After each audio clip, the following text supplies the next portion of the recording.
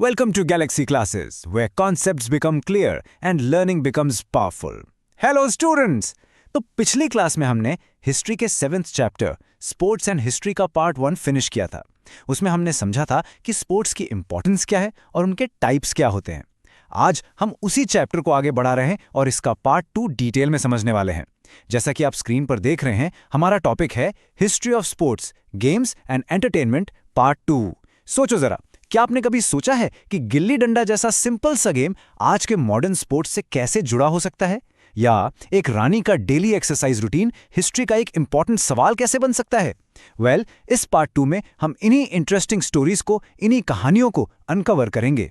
हम जानेंगे popular Indian और इंटरनेशनल गेम्स के पीछे की हिस्ट्री, हम समझेंगे थ्रिलिंग आउटडोर स्पोर्ट्स के अलग अलग टाइप्स, और यहाँ तक कि हम अपने बचपन के खिलौनों यानी टॉयज की एंशिएंट हिस्ट्री को भी एक्सप्लोर करेंगे। तो तैयार हो जाइए, क्योंकि ये सिर्फ एक लेसन नहीं है, ये एक टाइम मशीन है जो हमें हमारे पास्ट के प्लेग्राउंड्स में वापस लेकर जाएगी। Let's begin. Okay, so let's dive right into it. हमारा पहला सेक्शन है popular Indian and international games. देखिए, अगर आपको किसी भी सोसाइटी की, किसी भी समाज की हिस्ट्री समझनी है ना, तो ये जानना बहुत जरूरी है कि वहां के लोग अपना फ्री टाइम कैसे बिताते थे, वो कौन से गेम्स खेलते थे। क्योंकि गेम्स सिर्फ एंटरटेनमेंट नहीं होते, they are a reflection of culture, यानी वो हमारी संस्कृति का, हमारे रहन सहन का आईना होते हैं। इस टॉपिक को हम 2 पार्ट्स में डिवाइड करके पढ़ेंगे। पहले वो गेम्स जिनकी शुरुआत भारत की मिट्टी में हुई, यानी इंडियन गेम्स, और दूसरे वो गेम्स जो दुनिया के अलग अलग हिस्सों से आके इंडिया में पॉपुलर हो गए, यानी इंटरनेशनल गेम्स। ये जो डिफरेंस है ना, ये समझना सिर्फ एग्जाम के लिए इंपॉर्टेंट नहीं है, बल्कि इससे हमें ये भी समझ आता है कि कैसे अलग अलग कल्चर्स स्पोर्ट्स के जरिए आपस में मिलते हैं और एक दूसरे को इन्फ्लुएंस करते हैं। तो चलिए शुरू करते हैं हमारे अपने देसी इंडियन गेम्स से। ये वो गेम्स हैं जिनके रूल्स हमारे बड़ों ने बनाए और जो पीढ़ी दर पीढ़ी, जनरेशन आफ्टर जनरेशन हम तक पहुंचे हैं। फर्स्ट है मार्बल्स, जिसे हम प्यार से कांचे कहते हैं। देखने में कितना सिंपल लगता है, पर इसमें आंख और हाथ का कोऑर्डिनेशन यानी निशाना और फोकस जबरदस्त चाहिए होता है। नेक्स्ट, लगोरी। इसमें 7 पत्थरों का टावर बनाकर उसे बॉल से गिराना होता है। ये एक परफेक्ट टीम गेम है जो हमें स्ट्रैटेजी और स्पीड सिखाता है। फिर आता है विट्टी दंडू, जिसका सबसे पॉपुलर नाम है गिल्ली डंडा। क्रिकेट के आने से पहले पूरे देश के गांव और शहरों में यही गेम हाथ और आंख के कोऑर्डिनेशन का सबसे बड़ा टेस्ट माना जाता था। इसके बाद है भिंगारी यानी वर्ल्ड्स, और भवौरे यानी टॉप्स, जिसे हम लट्टू कहते हैं। यह सिर्फ एक खिलौना नहीं, बल्कि फिजिक्स का एक लाइव डेमो है जो बैलेंस और रोटेशनल फोर्स के प्रिंसिपल्स पर काम करता है। और लास्ट में है फुकाड़ी और जिम्मा। ये गेम्स आमतौर पर लड़कियां फेस्टिवल्स के टाइम खेलती हैं। इनमें रिदम, स्टैमिना और फिजिकल स्ट्रेंथ सब एक साथ मिल जाते हैं। ये गेम्स सिर्फ गेम्स नहीं हैं, ये हमारी कल्चरल हेरिटेज का एक जिंदा हिस्सा हैं। अब हम देखते हैं इंटरनेशनल गेम्स को, वो गेम्स जिन्होंने पूरी दुनिया के साथ साथ इंडिया में भी अपनी एक खास पहचान बनाई है। इनमें आते हैं रैकेट स्पोर्ट्स जैसे बैडमिंटन और टेबल टेनिस, जो आपकी स्पीड, एजिलिटी और रिफ्लेक्सेस का टेस्ट है। फिर आते हैं बड़े टीम स्पोर्ट्स, हॉकी, जो हमारा नेशनल गेम है और जिसका एक सुनहरा, एक गोल्डन पास्ट रहा है। क्रिकेट, जो अब इंडिया में सिर्फ एक गेम नहीं बल्कि एक रिलीजन बन चुका है। और फुटबॉल, जिसे द ब्यूटीफुल गेम भी कहते हैं और जिसकी दीवानगी पूरी दुनिया में है। इनके अलावा गोल्फ और पोलो जैसे गेम्स हैं जो पहले सिर्फ अमीर लोगों तक ही सीमित थे, लेकिन अब ये भी इंटरनेशनल लेवल पर खेले जाते हैं। इन गेम्स के एग्जाम्पल्स याद रखना आपके लिए इंपॉर्टेंट हैं, क्योंकि ये हमें दिखाता है कि ग्लोबलाइजेशन ने, यानी वैश्वीकरण ने, हमारे देश के स्पोर्टिंग लैंडस्केप को, खेल के पूरे परिदृश्य को कैसे बदल कर रख दिया है। Let's move on to our next section. अब हम आगे बढ़ते हैं और स्पेसिफिकली आउटडोर गेम्स की बात करेंगे। आउटडोर गेम्स यानी वो खेल जो खुली हवा में बड़े बड़े मैदानों में खेले जाते हैं। ये गेम्स हमें नेचर से कनेक्ट करते हैं और इनके लिए, एज यू नो, काफ़ी ज़्यादा फिजिकल मेहनत की ज़रूरत होती है। लेकिन हिस्टोरियंस और स्पोर्ट्स एनालिस्ट्स के लिए इन सभी गेम्स को स्टडी करने का एक सिस्टमैटिक तरीका होना ज़रूरी है। इसीलिए आपकी टेक्स्ट बुक इनको 2 मेन कैटेगरीज में डिवाइड करती है। ये जो कैटेगराइजेशन है, यानी वर्गीकरण, ये हमें इन गेम्स के ओरिजिन, यानी उनकी शुरुआत, उनके एवोल्यूशन और उनके कल्चरल इम्पैक्ट को बेहतर समझने में हेल्प करता है। तो चलिए देखते हैं कि ये 2 टाइप्स आखिर हैं कौन से। So the crucial point is right here on this slide. ये बहुत इंपॉर्टेंट है, ध्यान से देखिएगा। आउटडोर गेम्स को 2 स्ट्रीम्स में, 2 धाराओं में बांटा गया है। लेफ्ट कॉलम में है इंडियन स्पोर्ट्स जैसे लंगड़ी, कबड्डी, आतिपत्या और खो खो। इनकी खासियत ये है कि ये हमारे देश में ही पैदा हुए, यहीं डेवलप हुए। इन्हें खेलने के लिए आमतौर पर बहुत कम या ना के बराबर इक्विपमेंट की ज़रूरत पड़ती है। राइट कॉलम में है इंटरनेशनल स्पोर्ट्स जैसे क्रिकेट, फुटबॉल, हॉकी। ये गेम्स इंडिया के बाहर शुरू हुए और इनके रूल्स पूरी दुनिया में स्टैंडर्डाइज्ड हैं। इनके लिए स्पेसिफिक इक्विपमेंट और एक स्पेसिफिक साइज का प्लेइंग फील्ड चाहिए होता है। ये स्लाइड इसलिए इंपॉर्टेंट है क्योंकि ये हमें इंडिया में मौजूद दो अलग अलग स्पोर्टिंग ट्रेडिशंस को एक साथ दिखाती है, एक जो हमारी जमीन से जुड़ी है और दूसरी जो हमने पूरी दुनिया से अपनाई है। चलिए अब इन इंडियन आउटडोर गेम्स को थोड़ा और करीब से जानते हैं। सबसे पहले लंगड़ी, जिसमें एक पैर पर कूदते हुए दूसरे प्लेयर्स को आउट करना होता है। ये बैलेंस और सिंगल लेग स्ट्रेंथ का एक बेहतरीन टेस्ट है। फिर है कबड्डी, जिसे हम सब जानते हैं। कबड्डी कबड्डी बोलते हुए सांस रोककर।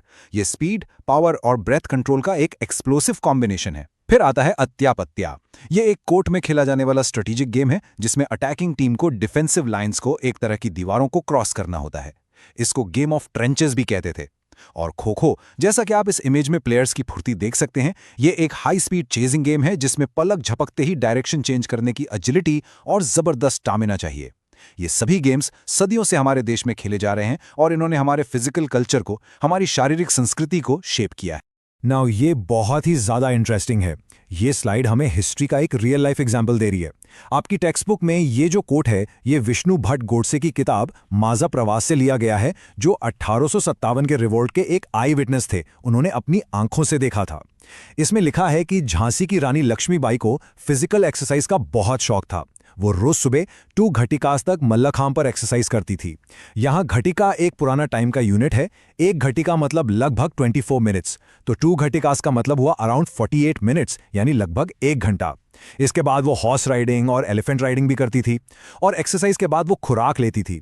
खुराक एक स्पेशल हाई एनर्जी डाइट होती है, जैसे आजकल एथलीट्स प्रोटीन शेक पीते हैं, वैसा ही कुछ, जो स्ट्रेंथ और स्टेमिना बढ़ाने के लिए बनाई जाती थी। यह सिर्फ एक फन फैक्ट नहीं है बच्चों, ये एक हिस्टोरिकल एविडेंस है, एक सबूत है कि उस समय के लीडर्स और योद्धाओं के लिए फिजिकल फिटनेस कितनी जरूरी थी। चलिए अब हम इंटरनेशनल आउटडोर स्पोर्ट्स की तरफ आते हैं और शुरुआत करते हैं सबसे बेसिक ह्यूमन एक्टिविटी से, रनिंग यानी दौड़ से। दौड़ने की रेसेस के भी कई अलग अलग फॉर्मेट्स होते हैं जो अलग अलग स्किल्स को टेस्ट करते हैं। पहला टाइप है स्प्रिंट्स, जैसे 100 मीटर और 200 मीटर। ये रॉ पावर और एक्सप्लोसिव स्पीड का खेल है जिसमें एथलीट स्टार्ट से फिनिश तक अपनी फुल स्पीड पर दौड़ता है। इसके बाद आती हैं मिडिल और लॉन्ग डिस्टेंस रेसेस।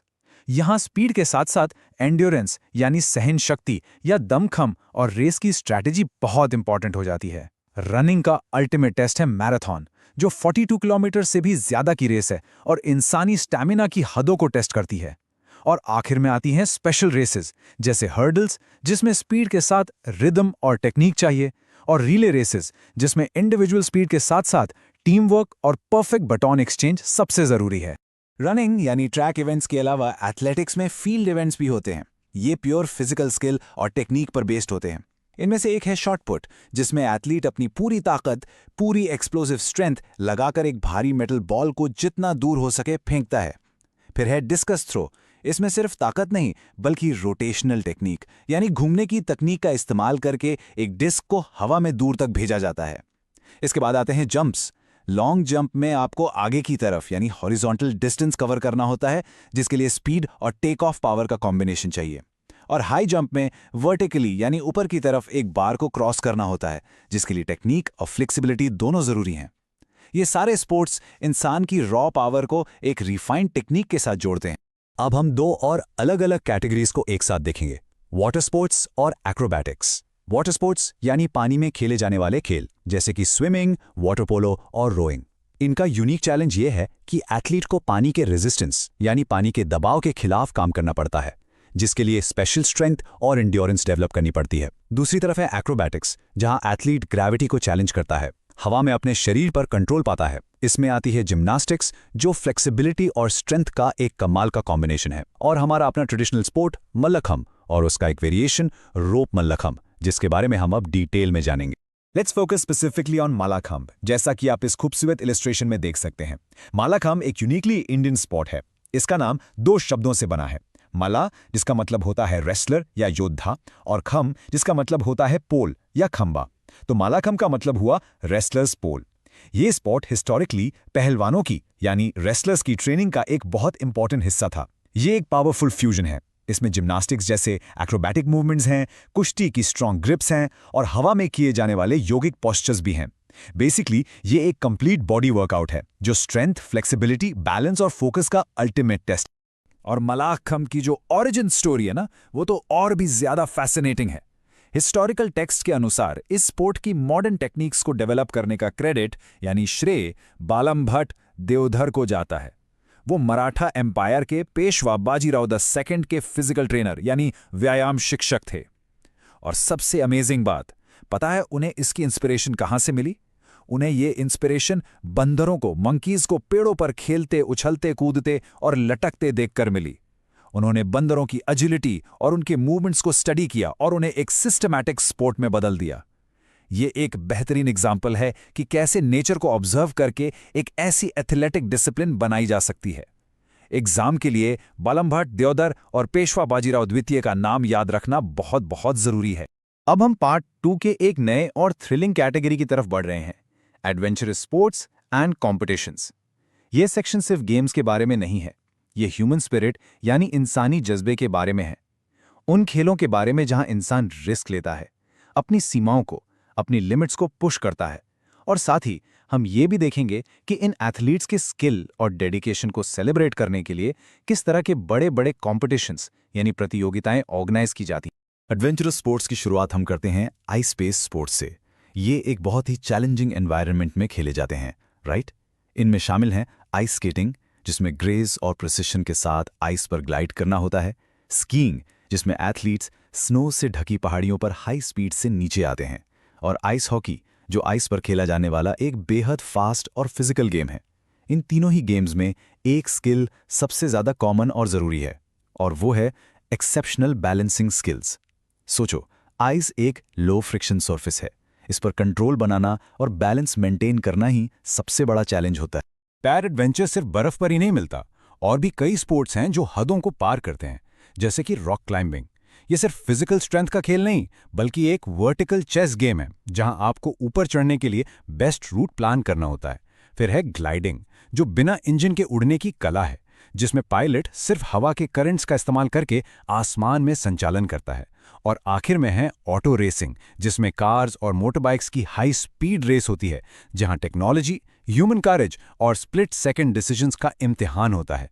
इन सभी स्पोर्ट्स के लिए पीक फिजिकल फिटनेस के साथ साथ जबरदस्त मेंटल स्ट्रेंथ भी चाहिए। अब इन एथलीट्स के इस इतनी मेहनत और टैलेंट को एक प्लेटफॉर्म देने के लिए पूरी दुनिया में मेजर कॉम्पिटिशन्स ऑर्गेनाइज किए जाते हैं। ये इवेंट्स एक ग्लोबल फिनोमेना है जो अलग अलग देशों को एक साथ लाते हैं। इनमें सबसे बड़ा है ओलंपिक्स, जो हर 4 साल में होता है और जिसे जीतना हर एथलीट का सपना होता है। फिर है एशियन गेम्स, जिसे आसियाड भी कहते हैं। ये एशिया कॉन्टिनेंट का सबसे बड़ा स्पोर्ट्स फेस्टिवल है। स्पेशली एबल्ड एथलीट्स के लिए पैरालंपिक्स का आयोजन होता है, जो उनकी अद्भुत क्षमताओं को सेलिब्रेट करता है। और इसके अलावा हर स्पोर्ट के अपने बड़े इवेंट्स होते हैं, जैसे cricket world cup, hockey world cup और वर्ल्ड चेस चैंपियनशिप्स, जो उस स्पोर्ट का सबसे बड़ा आयोजन माना जाता है।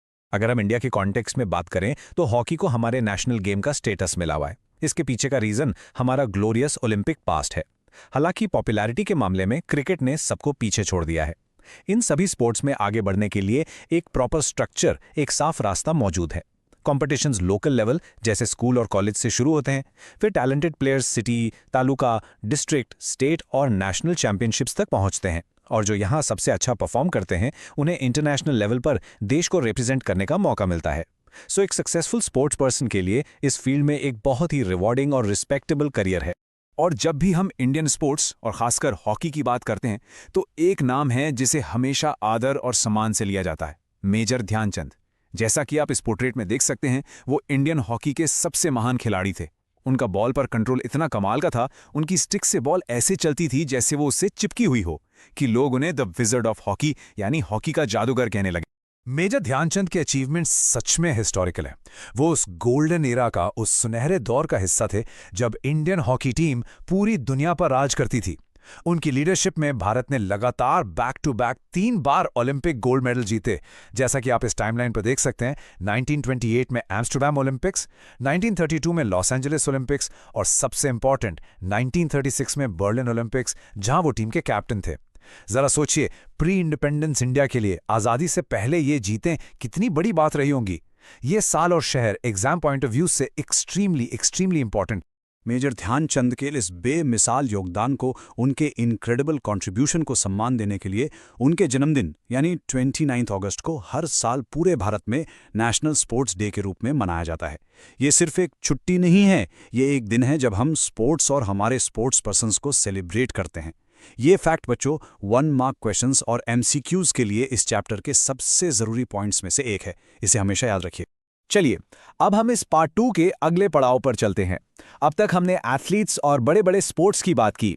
अब हम उन चीजों की बात करेंगे जिनसे ये खेल खेले जाते हैं, यानी history of toys and games. हम एक तरह से आर्कियोलॉजिकल डिटेक्टिव बनेंगे और प्राचीन काल के खिलौनों और खेलने के सामान के इतिहास को एक्सप्लोर करेंगे। यह हमें बताएगा कि हजारों साल पहले के बच्चों का बचपन आखिर कैसा होता था। सबसे पहले ये समझते हैं कि टॉय यानी खिलौना होता क्या है। टेक्स्ट बुक की डेफिनेशन के अनुसार टॉयज वो साधन और उपकरण हैं जो बच्चों के एंटरटेनमेंट यानी मनोरंजन और एजुकेशन यानी शिक्षा के लिए होते हैं। तो टॉयज सिर्फ टाइम पास नहीं है, बल्कि वो बच्चों के पहले टीचर्स होते हैं और इनका अस्तित्व बहुत बहुत पुराना है। आर्कियोलॉजिकल एक्सकवेशंस में यानी पुरातात्विक खुदाई में हमें हड़प्पन सिविलाइजेशन जैसे एंशिएंट साइट्स से मिट्टी के खिलौने यानी क्ले टॉयज मिले हैं। ये टॉयज या तो हाथ से या फिर सांचे यानी मोल्ड्स का इस्तेमाल करके बनाए जाते थे। ये हमें उस जमाने के लोगों की क्रिएटिविटी और उनके बच्चों की दुनिया की एक झलक देते हैं। खिलौनों के प्रमाण यानी एविडेंस सिर्फ जमीन के नीचे से ही नहीं, बल्कि हमारे प्राचीन साहित्य यानी एंशिएंट लिटरेचर में भी मिलते हैं। इसका एक शानदार एग्जाम्पल है शूद्रका द्वारा लिखा गया फेमस संस्कृत नाटक मृच्छकाटिका, और इस नाम का मतलब ही होता है मिट्टी की छोटी गाड़ी या द लिटिल क्ले कार्ट।